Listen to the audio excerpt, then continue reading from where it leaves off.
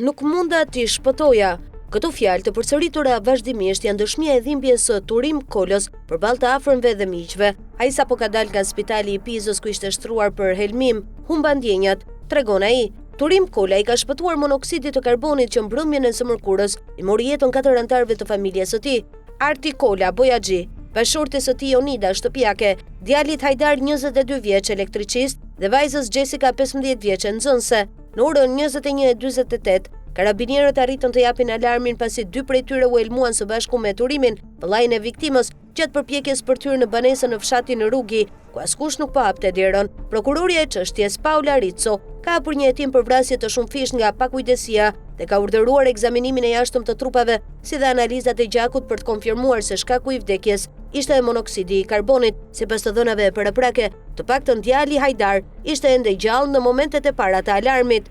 Në orën 19:58 të së mërkurës, Hajdari telefonon numrin e emergjencës i cili e lidh me shërbimin mjekësor. Motra ime nuk ndihet mirë, i thot operatori gjatë një telefonate që zgjat 11 minuta. Më pas i riu humb ndjenjat. Ambulanca mbërri në orën 23, por në adresën e gabuar. Hajdari kishte dhënë me gjas i utuar nga monoksidi numrin 168 në vend të 186, një diferencë prej rreth 350 metrash. Ambulanca nuk largohet, pyet fqinjët dhe bie në zilet e banesave përreth, por nuk arrin të gjejë adresën e saktë. Në këtë pikë kërkon ndihmën e karabinierëve, të cilët arrin të identifikojnë personin që kishte dhënë alarmin dhe kështu edhe adresën e saktë. Në orën 21:46, ambulancat ndodhen përpara derës së familjes Kola. Turim Kola dhe 2 karabinierë tentojnë të hyjnë në banesë, por mungesa e oksigjenit i bën edhe ata të ndihen keq dhe transportohen me ambulancë. Zjarfikësit të mbërritur ndërkohë vënë në siguri godinën. Mjekët e 118-s nuk mund të bëjnë gjë tjetër veçse të konstatojnë vdekjen e Arti Kolos,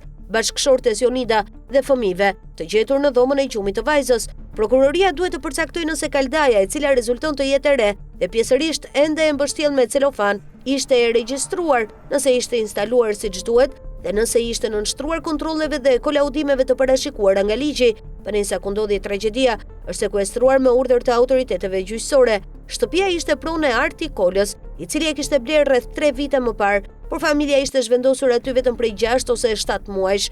Banesa dyshohet se ishte restauruar pjesërisht nga vetë Arti me ndihmën e disa miqve. Hetimet do të sqarojnë se kush e ka instaluar kaldajën.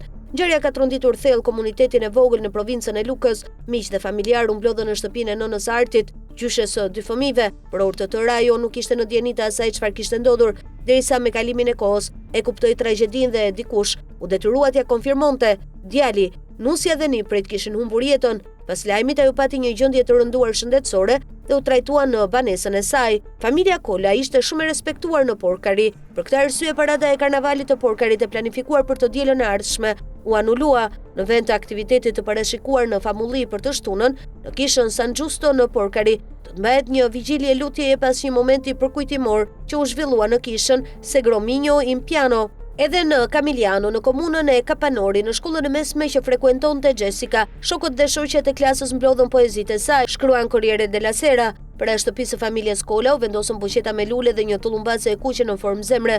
Në Porkari, thot kryebashkiaku, kujtimet kthehen në të kaluarën që nga 28 shkurti 92, kur monoksidi i karbonit vrau Rafaelo Malankan, gruan e tij Piera Kalistri dhe 2 vajzat e tyre, Ilarian dhe Gretan. Ata u gjetën të vdekur në shtëpinë e tyre për shkak të elmimit nga monoksidi i karbonit.